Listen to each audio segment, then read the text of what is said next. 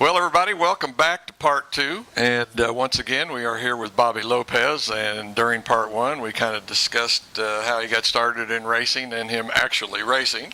And here in part two, we're going to start talking about some tech stuff. So, Bobby, right off the bat, I want to know who, what, or how is it determined what is going to be teched on a certain night at a track? Well, is it different at different tracks since you do? It is different. It's for example, at CMS, I go through the week, I go through the rules, I try to see what we haven't checked. I try to make out 4 or 5 lists of different things that we're going to do for each class. I generally write it down on a board right before the guys go out on the track. Now, the tech crew or the racers? Before the racers go out on the track, I write it down on a dry erase board. So that way they could... The racers know? No, the racers really don't know because they're pit guys that come down and look at it. I don't want to give them, hey, we're going to check this tonight, and this guy's going to finish in 6th, so he don't make it. But I determine what we're going to tech at CMS. At Lakeside, Tom is pretty much the head guy. Tom Matheson. Okay. And Tom and I work together out there in what Tom has kind of a schedule, same way I do through the week, and then him and I go through it Friday at the races about intermission.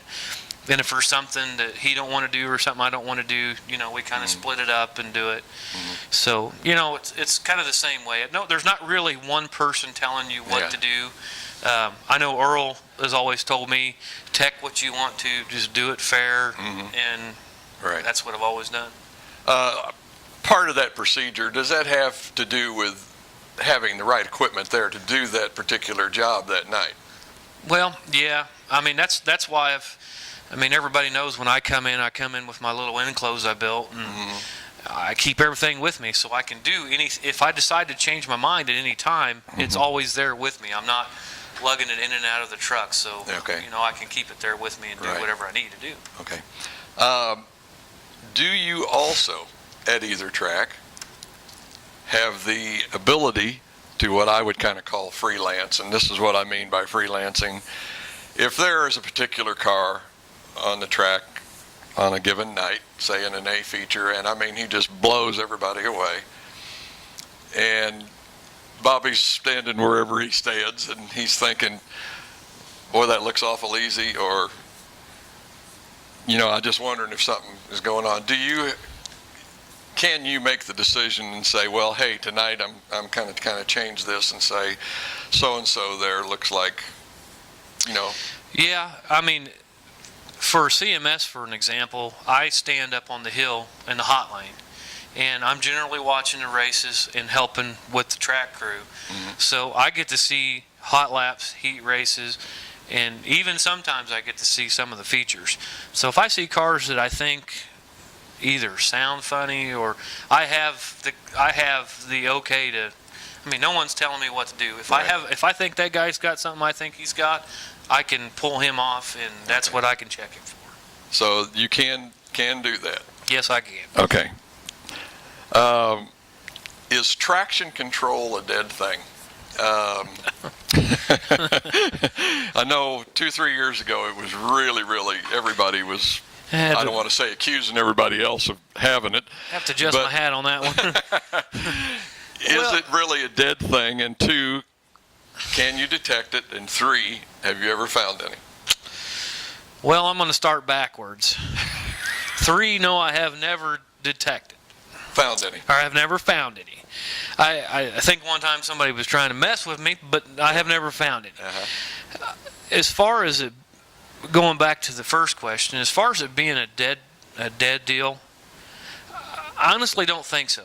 And the reason why I don't is because I think there's racers out there that's just going to just try to keep it in your mind all the time. It's an expensive cost to even do it. I don't know why you would want to. What is? I really don't know. You have any idea? Give us a ballpark figure. From what I've looked into it before, you can go anywhere between $300 to $2,000. Okay. And racers are going to spend as much money as they can if they think they can have the advantage. So, do I think it's detectable?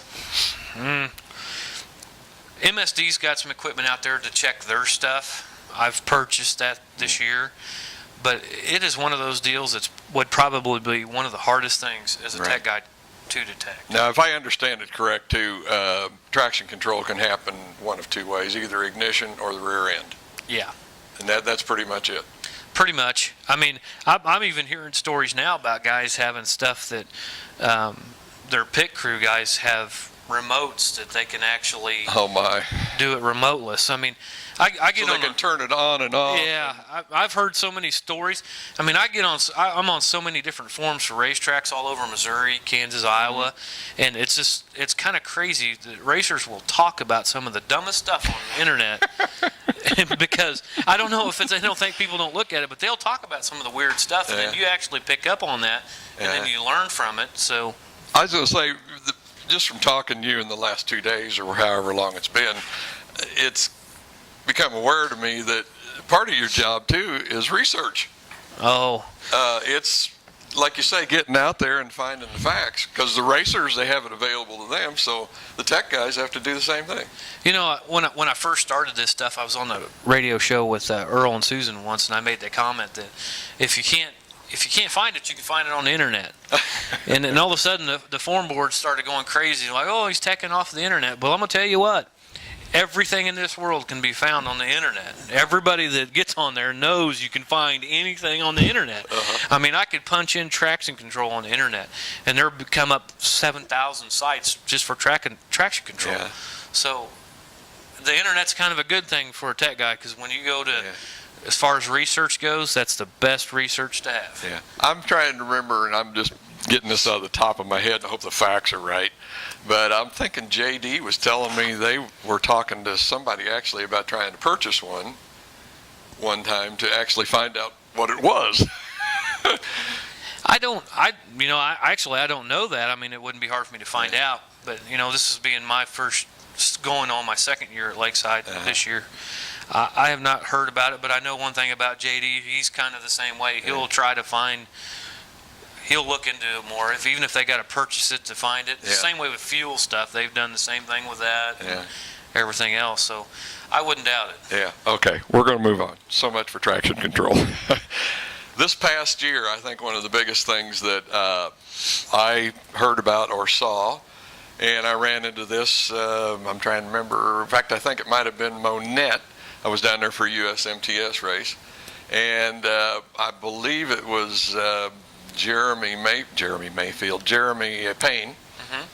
They had one of his tires that they'd confiscated at a race, I think the night before, and I actually had the opportunity to go over to the truck, and they had it in one of the enclosures on the side, and he picked that up and he says, take a whiff of that and see what you think. And to me it smelled like paint thinner, but anyway, the thing is tire softening. Last year, I know you guys were doing some testing. I don't know if you want to say confiscated some tires, but I know you had some tires after the races. Weren't too many rules on that last year, but did you find any that you thought were illegal? Well, going back to CMS, at CMS, they've not had a rule up until this year about tire softener, and I decided with Tom and I started doing some testing at Lakeside. So I kind of decided to do some testing at CMS on some tires. Won't call out names, tell you who it was, but I had a couple tires that came up pretty, weren't within the confines of the points. So that I understand this as a fan, is it the right rear we're pretty much dealing with? I generally would rather do the left rear myself, but... Oh, really? Yeah, I would just assume do the left rear or the right rear. I mean... Most of the tires we run off of 60 point basis, and we was having stuff coming up under 50.